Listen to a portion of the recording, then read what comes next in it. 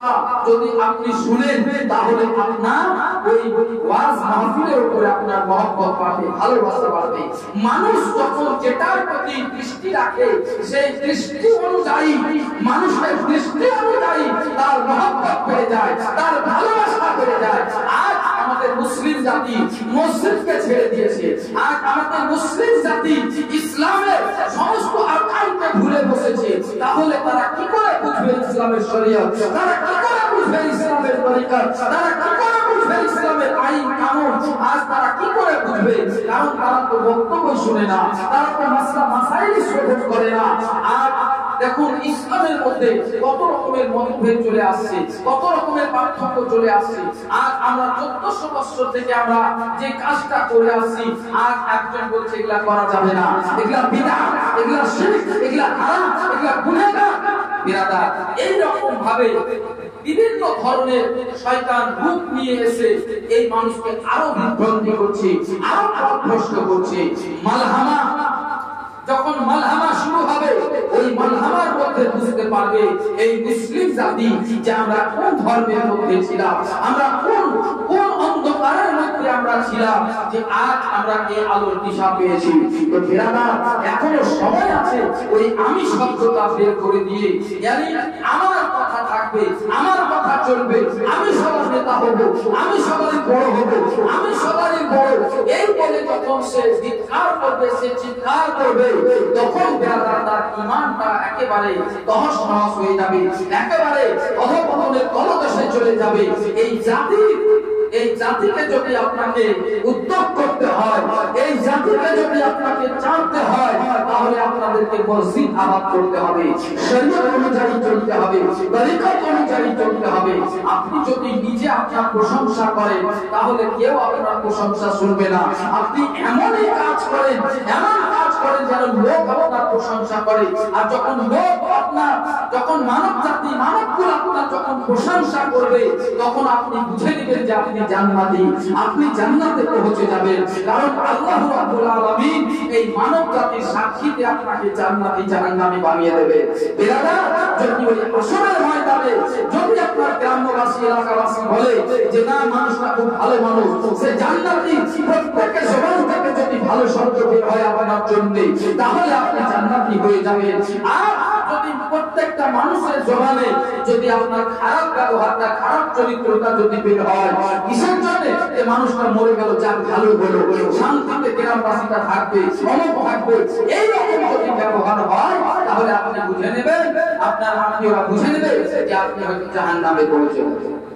তো বিরাদার, ইসলাম সব সময় আখলাকের উপরে চলে, ব্যবহারের উপরে চলে। আপনার আখলাক, আপনার ব্যবহার যদি ভালো থাকে, আপনার চরিত্র যদি ভালো থাকে, তাহলে আপনি বড়, আর নচেত আপনি সব থেকে ছোট আর সব থেকে নিকৃষ্ট মানুষ। আল্লাহ রাব্বুল আলামিন আমার নবীকে মুহাম্মদ রাসূলুল্লাহ সাল্লাল্লাহু আলাইহি সাল্লাম বর্ণনা করেছেন যে তোমাদের মধ্যে সেই ব্যক্তি বড় যে আগে সালাম দেবে। কিন্তু আমরা আজ আগে সালাম দিচ্ছি, আর যে সালাম নিবে সে ভুলিয়ে বসে থাকছে, yani সালাম হয়তো আগে দিলে হয়তো ছোট হয়ে যাবে। কিন্তু হাদিসে উল্টা করে, আগে যে সালাম দিবে সেই বড় হবে। কিন্তু আজ আমাদের প্রচলিত যে যদি একটু মান্যগণ্য ব্যক্তি হয়, চুপ করে বসে থাকবে, সালামটা দিবে না। এক ব্যক্তি এতটা কৃপণ ছিল, এতটা কাঞ্জুস ছিল, মাখি-চুস ছিল। মাখি-চুস বলা হয় তাকে, যে আগে যেমন আমাদের গুড়ের টিন থাকতো, ওই গুড়ের টিনের উপরে যদি মাছি বসে মাছি করে মরে যেত, ওই মাছিটাকে তুলে এমন ভাবে মুখ করে কচলাতো যে তার রস সব টিনে পড়ে যেত, তাকে বলা হয় মাখি-চুস।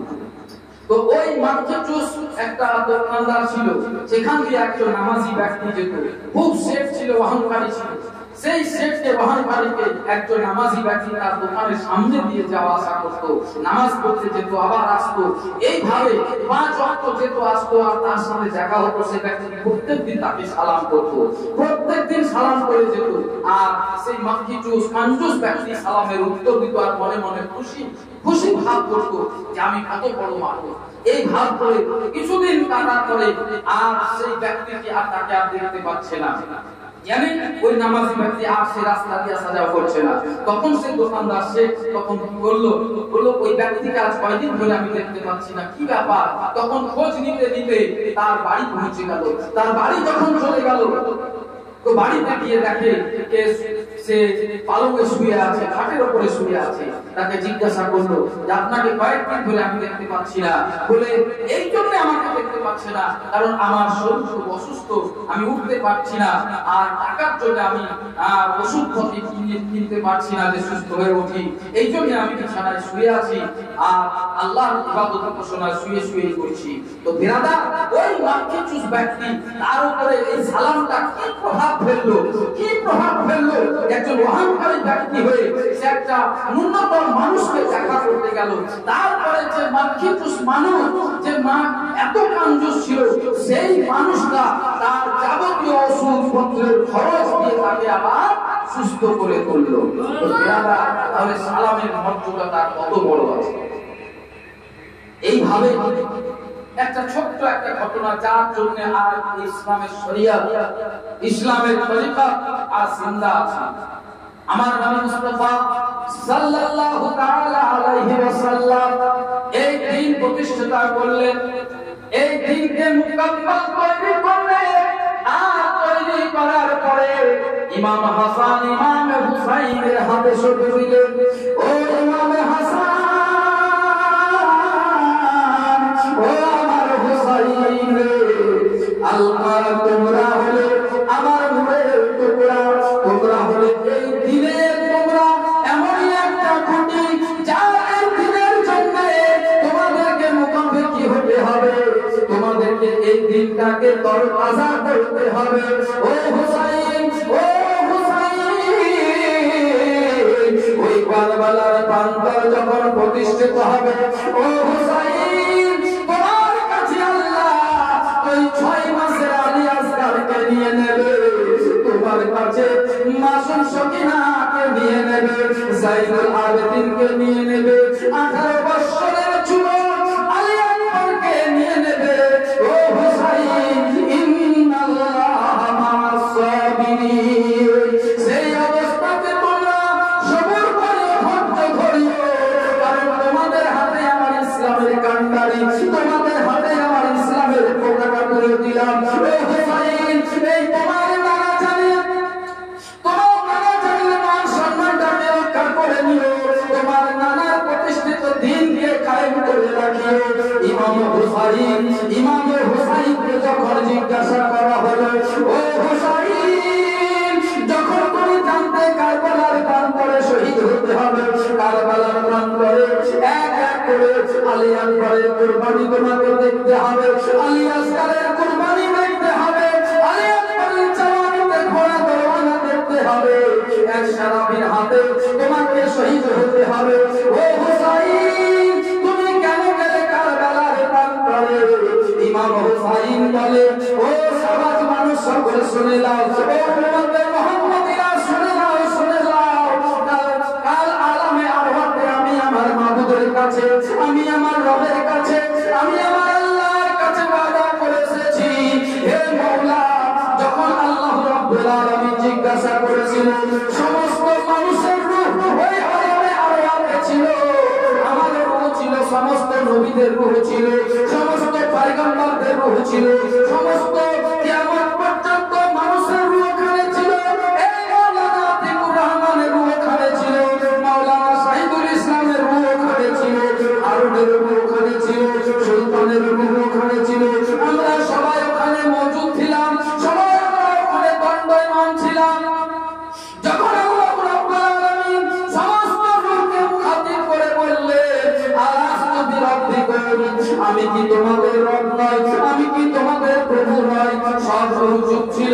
আমার নবী মুস্তাফা সাল্লাল্লাহু তাআলা আলাইহি ওয়াসাল্লাম বললেন, সমস্ত মানব রূহকে একবার সমস্ত মানব রূহকে হেদায়েত দিলেন। ক্বালু আলা, তোমরা সবাই বলো, বলো, ক্বালু আলা, কি তুমি আমাদের রব? হ্যাঁ, তুমি আমাদের রব, তুমি আমাদের খালিক, তুমি আমাদের মালিক, তুমি আমাদের প্রভু, তুমি আমাদের সৃষ্টিকর্তা। সমস্ত রূহ একই সুরে বলেছিল, ক্বালু আলা, হ্যাঁ, তুমি আমাদের রব। তখন ভাইরা আমার, ও আমার ভাইরা, আপনার মনে নাই, আমারও মনে নাই, কিন্তু আল্লাহ রাব্বুল আলামিন তার ওহী দ্বারা সব আমাদেরকে জানিয়ে দিলেন যে আলামে আরওয়াতে কি হয়েছিল, আমরাকে জানিয়ে দিলেন। কেমন জানালেন? শুনুন শুনুন। তাহলে আল্লাহ রাব্বুল আলামিন বললেন, আমি এমন একটা তোমাদের মধ্যে এমন একটা মানুষকে চাই যে মানুষের সামনে তার পুত্র পানিতে হাবুডুবু খাবে, তার ইচ্ছা যদি হতো সে তার ওই পানি থেকে তার সন্তানকে তুলে দেবে, কিন্তু আমার হুকুমে আমার নির্দেশে তার সন্তানকে ওই পানির মধ্যে ডুবতে দিবে। তোমাদের মধ্যে এমন কেউ আছে আমার বান্দা? তখন সবাই চুপ করেছিল। হযরত নূহ আলাইহিস সালাম, হযরত নূহ আলাইহিস সালামের রূহ আত্মা হাত উঠিয়ে বললেন, আল্লাহ রাব্বুল আলামিন, আমি প্রস্তুত আছি, আমি রাজি আছি, আমার সন্তান ওই পানিতে হাবুডুবু খেয়ে ডুব দিবে, ডুবে যাবে, মরে যাবে, তবুও তোমার যদি নির্দেশ পাই, তোমার যদি হুকুম পাই, তবু তাকেও তোলাবো না, তাকে ডুবতেই দেব। তারপরে আল্লাহ রাব্বুল আলামিন বলেন, এমন কোন আমার এই রূহের মধ্যে এমন কোন বান্দা আছে তোমাদের মধ্যে, এমন আমার মহব্বত করনেওয়ালা কোন বান্দা আছে যাকে আমি মাছের পেটে 40 দিন ধরে ওই মাছের পেটেই থাকবে, মাছে তাকে গ্রাস করে নেবে। হযরত ইউনূস আলাইহিস সালাম, হযরত ইউনূস আলাইহিস সালামের রূহ হাত উঠিয়ে বললেন, হুজুর, আল্লাহ ও খালিক আমার মালিক, আমি হাজির আছি, আমি 40 দিন মাছের পেটে কষ্ট করতে রাজি আছি। তারপর আল্লাহ রাব্বুল আলামিন বললেন, এই রূহের মধ্যে এমন কোন রূহ আছে যে পিতা আল্লাহর হুকুমে, আল্লাহর নির্দেশে তার পুত্রকে জবাই করবে। হযরত ইব্রাহিম আলাইহিস সালাম বললেন, আল্লাহ আমি হাজির আছি, আমি আমার পুত্রকে তোমার হুকুমে তোমার রাস্তায় জবাই করে দেব। তারপরে আল্লাহ রাব্বুল আলামিন বললেন, এবার কিন্তু খুবই কঠিন পথ, এবার তোমাদের মধ্যে এমন কেউ আমার বান্দা আছো, এমন আমার কেউ ভালোবাসা আছো যে আমাকে মহব্বত করো, আমার হুকুমে আমি বলবো তোমার 18 বছরের আলী আকবরকে দিয়ে দাও, তোমার আলী আসগার 6 মাসের লাল পেয়ারা আদরের লাগলা আলী আসগারকে দিয়ে দাও। তুমি 3-7 দিন ধরে না খেয়ে পিপাসা হয়ে ওই 10 দিন ধরে কারবালার প্রান্তরে এক এক করে তার সহ 72 নফসে বা করছে ইসলামের জান কুরবান করে দিবে।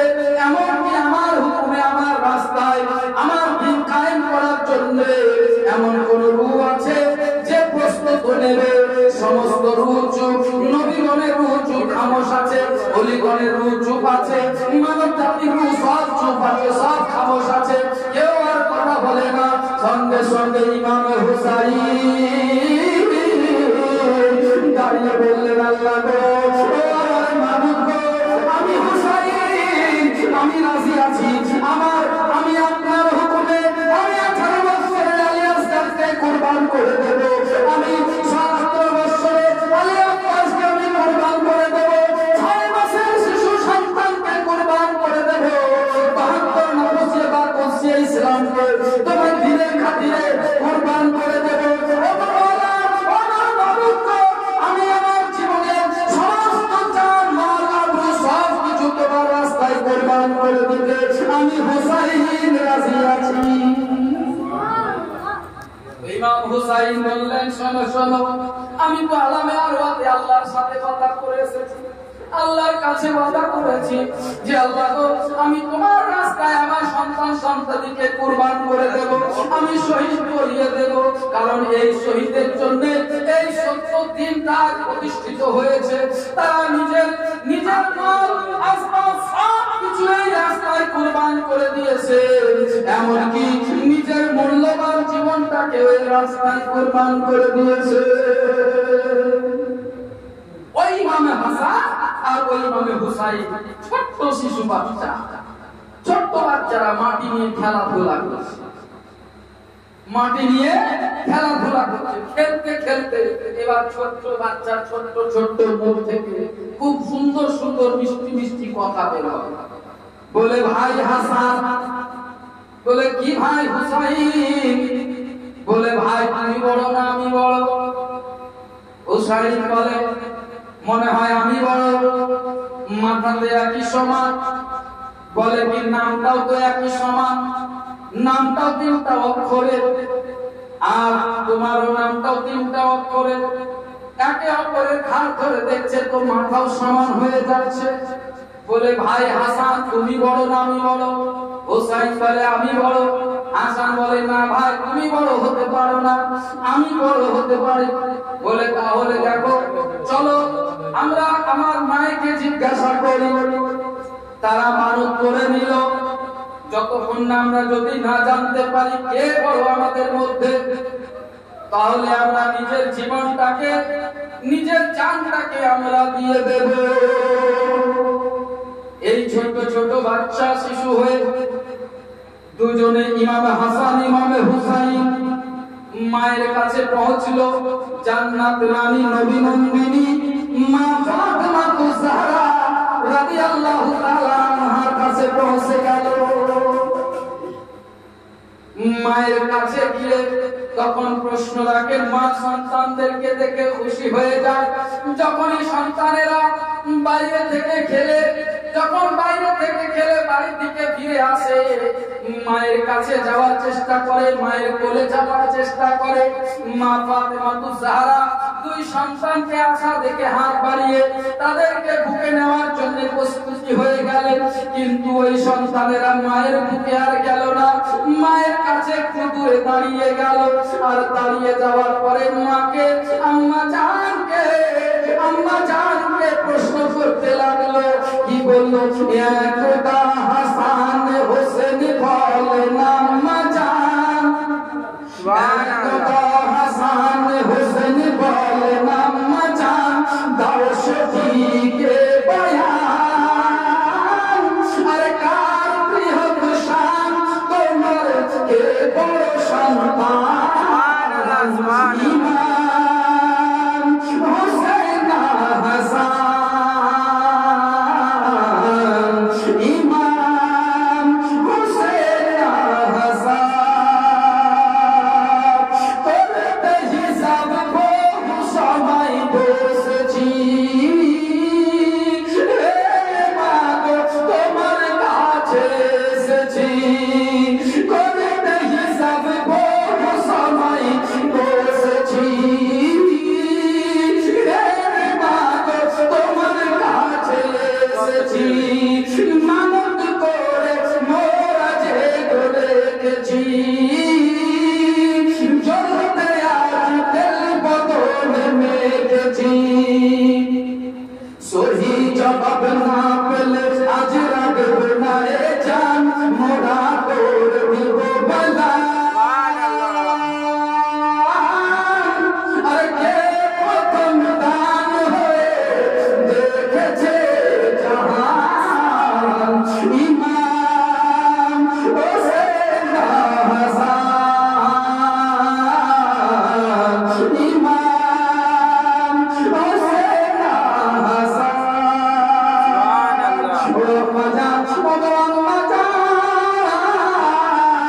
আজ আমরা আপনার বুকে যাব না, আজ আমরা আপনার কোলে যাব না। আজ আমাদেরকে যে প্রশ্ন আছে, এই আমাদের প্রশ্ন, এই উত্তর না দিয়ে আমরা মানব করে নিয়েছি। আজ আমরা জীবন দিয়ে দেব, আমরা নিজের জীবনকে বিসর্জন করে দেব। আমরা বাইরে মাঠে নিয়ে খেলা করছিলাম, আমরা অনেক সময় হয়ে গেছে, খেলতে খেলতে আমরা হিসাব করছি। যখন নামের হিসাব করছি, মাল্টিপ্লাই করছি, নামটাও সমান। যখন দেখছি নানা জানের ভালোবাসা, তার নানা জানের ভালোবাসা। যখন ইমাম হুসাইনকে একটা চুমো খান, তো হাসানকে চুমো খান। ও বাজান, আপনি যখন কোলে নেন তখন ইমাম হুসাইনকে কোলে নেন, ইমাম হাসানকে কোলে নেন। আমরা যখন আমাদের উপরে স্নেহের হাত রাখেন, ভালোবাসার হাত রাখেন, আমার মাথাতেও হাত রাখেন, হুসাইনের মাথাতেও হাত রাখেন। আমরা অনেক মাল্টিপ্লাই করলাম, আমরা সবই সমান দেখতে পেলাম।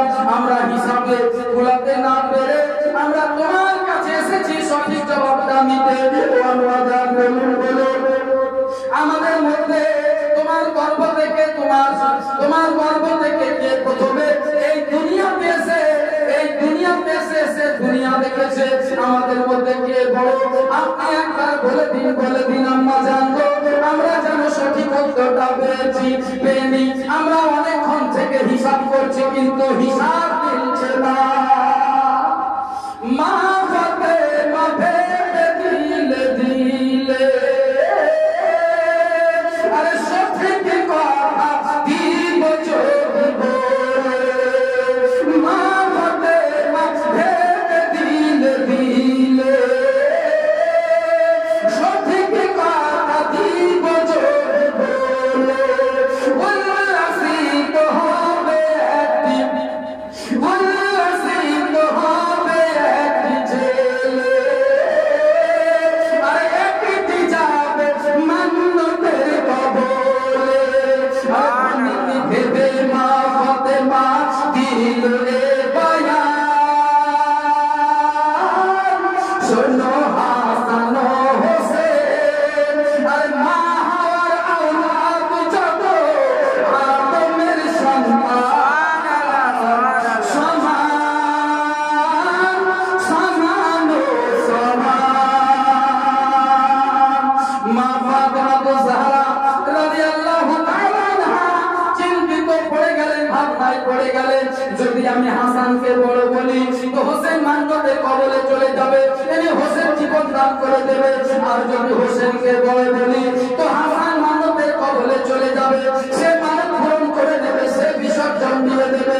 তাহলে দুজনকে খুশি করতে একটা উত্তর ফেলতে হবে, একটা উত্তর খুঁজতে হবে। কি উত্তর পাওয়া গেল? মা ফাতেমা জাহরা রাদিয়াল্লাহু তাআলা আনহা বলে, ও বাবা হুসাইন, ও বাবা হাসান, শোনো শোনো, তোমাদের মধ্যে কে বড়? তাহলে শুনে নাও, আমরা সবাই হচ্ছি মা হওয়ার আওলাদ, আদমের আমরা সন্তান, আমরা সবাই আদম নবীর সন্তান। তাহলে আমরা সবাই সমান হলাম, আমাদের মধ্যে কেউ বড় নয়, আমরা সবাই সমান। তেমন তোমরাও দুজনেই সমান সমান। এমন কথায় খুশি নাই হইলে,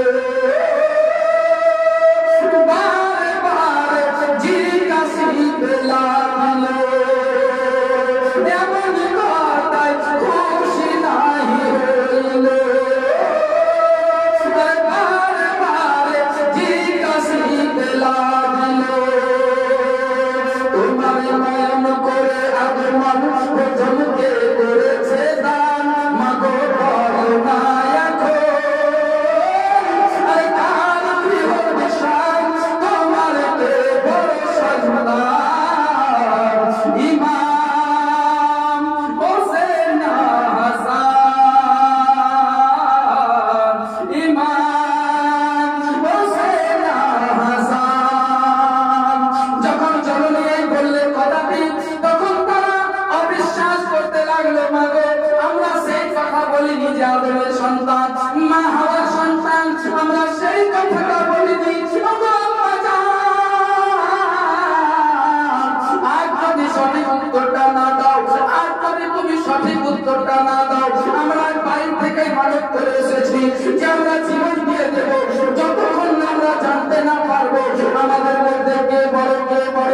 এই বলে যখন মায়ের কাছে বারবার অনুরোধ করতে লাগলো, তখন আবার মা ফাতেমা জাহরা আবার একটা মাথার মধ্যে চিন্তায় পড়ে গেল, এখন কাকে ছোট বলবো, কাকে বড় বলবো। জননী তাদের বলেন জবাবে, আর মুখে বলা প্রয়োজন না হবে। জননী তাদের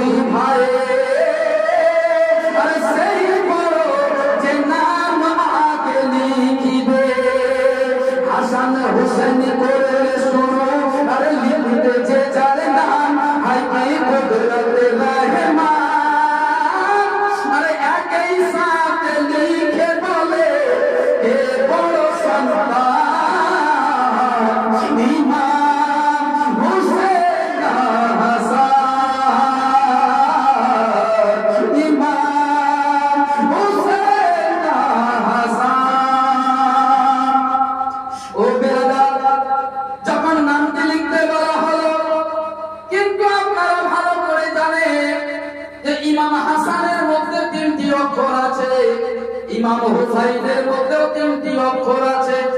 ইমাম হাসান যখন হা লিখলো তখন ইমাম হুসাইন হো লিখলো, ইমাম হাসান যখন সা লিখলো তখন ইমাম হুসাইন সে লিখলো, যখন ইমাম হুসাইন না লিখলো তখন ইমাম হাসান না লিখলো।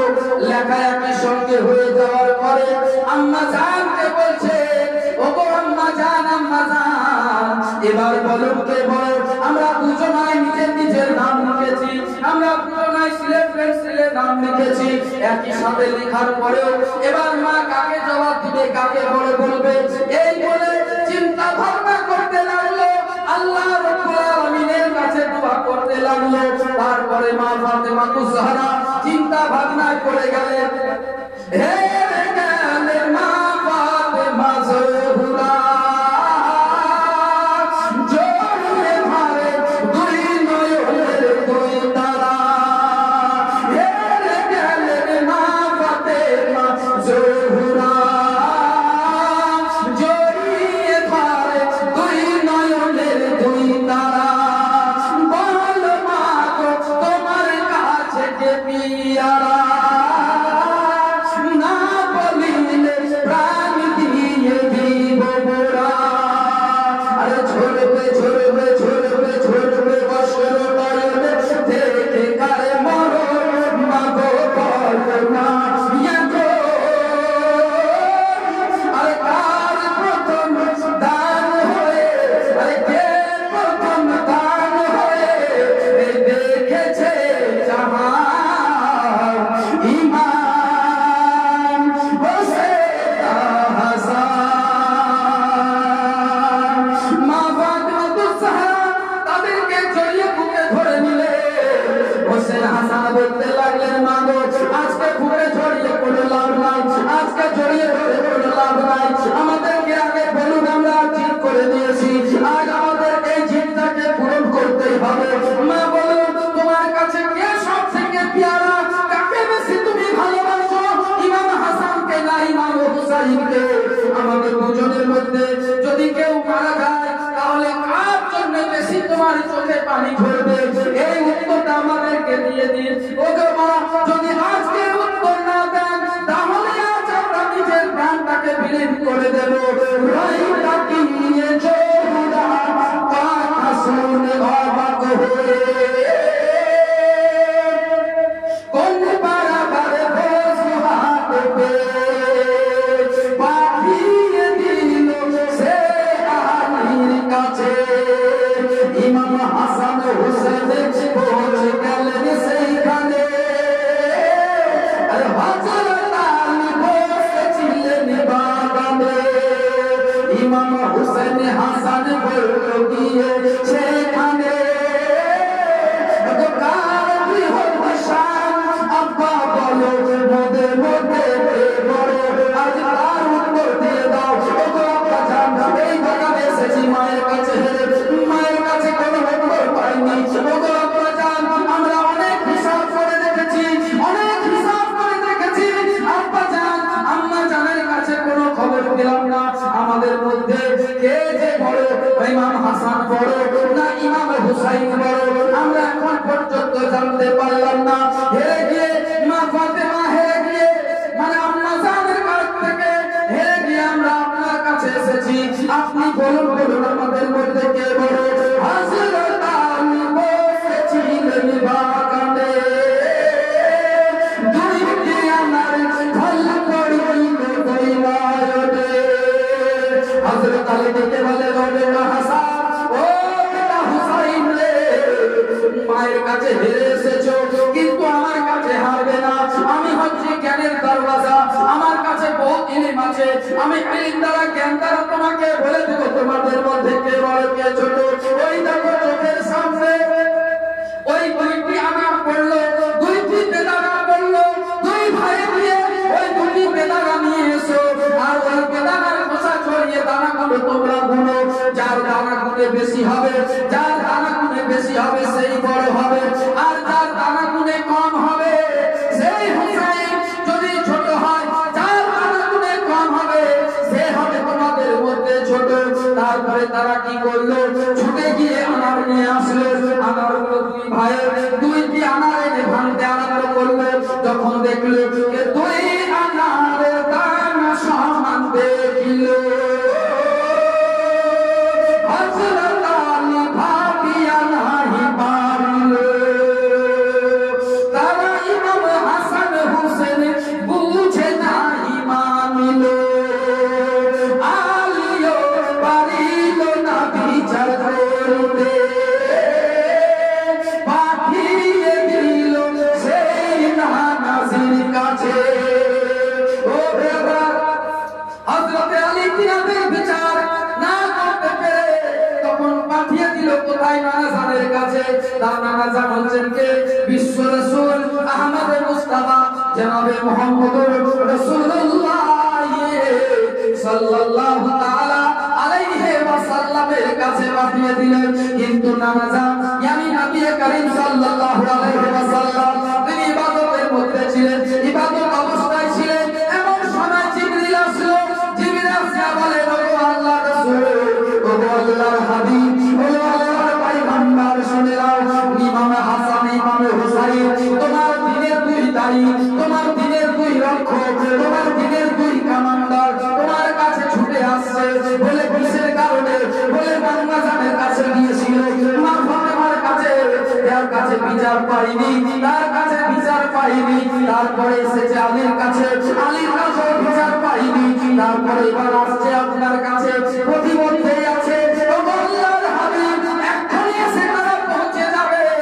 তখন আল্লাহর নবী বলে, ও জিবরাইল বলে, বলো তারা কিসের বিচার চায়, কিসের তারা ইনসাফ চায়? বলে, ও আল্লাহর নবী, তারা এই বিচার চায় তাদের দুজনের মধ্যে কে বড়, কার শান বেশি, কার মর্যাদা বেশি, তাদের মধ্যে কে প্রথমে দুনিয়াতে এসেছে, এই জাহানটাকে তাদের মধ্যে কে দেখেছে, এই প্রশ্ন আপনাকে করতে এসেছে। তার ফয়সালা আপনাকে দিতে হবে। আল্লাহর নবী জিবরাইলকে বললেন, ও জিবরাইল বলো তোমার কাছে কোনো উত্তর আছে কিনা? জিবরাইল বলেন, ও আল্লাহর নবী, যখন আলী পারিল না, যখন মা ফাতেমা জবাব দিতে পারল না, তখন এই জিবরাইলের শান কি যে সে উত্তর দিতে পারে? ও আল্লাহর নবী, তাদের কথা শুনে আমি আসে আসিবে আমি চমকে গিয়েছিলাম, ঘবরে গিয়েছিলাম, কিন্তু আল্লাহ রাব্বুল আলামিন আমাকে তার উত্তর বলে আপনার কাছে পাঠিয়ে দিয়েছেন, যেন আমার হাবিবের কাছে যখন আসবে আমার হাবিব যেন এই উত্তরটা দিয়ে দেন। বেয়াদব হযরত জিবরিল বলে, ও আল্লাহর নবী, তোমার কাছে যখন ইমাম হাসান হুসাইন যখন প্রবেশ করবে, তখন তাদের দুজনের মধ্যে যে আপনাকে সালাম করবে সেই বড় হয়ে যাবে। সুবহানাল্লাহ। বেয়াদব ইমাম হাসান হুসেন ছুটে আসলেন নানাজানের কাছে। ইমাম হুসাইন আগে আগে ছুটছে যে নানাজান হয়তো আগে যদি যাই তাহলে আমাকে হয়তো বলে দেবেন। ইমাম হুসাইন আগে ছুটে গেলেন, বলেন, ও নানাজান, আমাদের একটা বিচার আছে, ফয়সালা দিন। পিছন থেকে হাসান বলে, ও শাহে জামান, ও শাহে জামান, আসসালাম আসসালাম আসসালাম। খোদার হাবিব ওহি তারা সর্ব জানে, ও হাসান হুসাইন জানি তোমাদের মনের বাসনা, আর সেই বড় যে দেই সালামের নজরানা। সুবহানাল্লাহ, সুবহানাল্লাহ। তাহলে সালাম দিলে ছোট হয়ে যায়? কেউ যদি সালাম দেয় কাউকে ছোট হয়ে যায়? যে আগে সালাম দিবে তার বেশি হবে, আর সেই খোদার কাছে আল্লাহর কাছে তার মর্যাদা বেশি হয়ে যাবে, ফেরেশতাদের কাছে তার মর্যাদা বেশি হয়ে যাবে। এমন কি তোমরা উম্মতে মুহাম্মাদি ফেরেশতাও তোমাদের কাছে আসতে ঘাবড়াবে, যেটা নবীর উম্মাহ যদি বলে বেয়াদবি হয়ে যায়, আর কাল আখেরের ময়দানে ওই কাফের আসামির কাজ করায় যদি আল্লাহর নবী আমি ফেরেশতা আমার কর্তব্য ধরে বলে যে আমার এই গরিব উম্মতের সাথে তুমি কেন বেয়াদবি করেছো, ওই ফেরেশতা তোমাদেরকে আদব করবে। সুবহানাল্লাহ।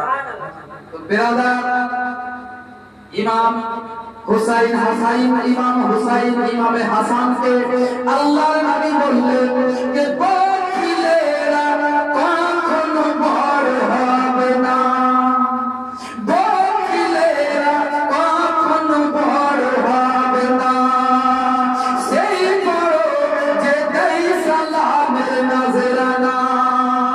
ইমাম হাসান আর হুসাইন সেদিন থেকে আল্লাহর নবীর দরবারে বাদা করলেন, ওগো আল্লাহর নবী, ওগো বিশ্ব নবী, ওগো তাজদারে আম্বিয়া, ও শাহে জামান, ওগো আল্লাহর হাবিব, আজ থেকে আমরা দুই ভাই এ আপনার সমীপে ওয়াদা করছি যে আজ থেকে এই সালামের নজরানাটাকে আম করে দেব।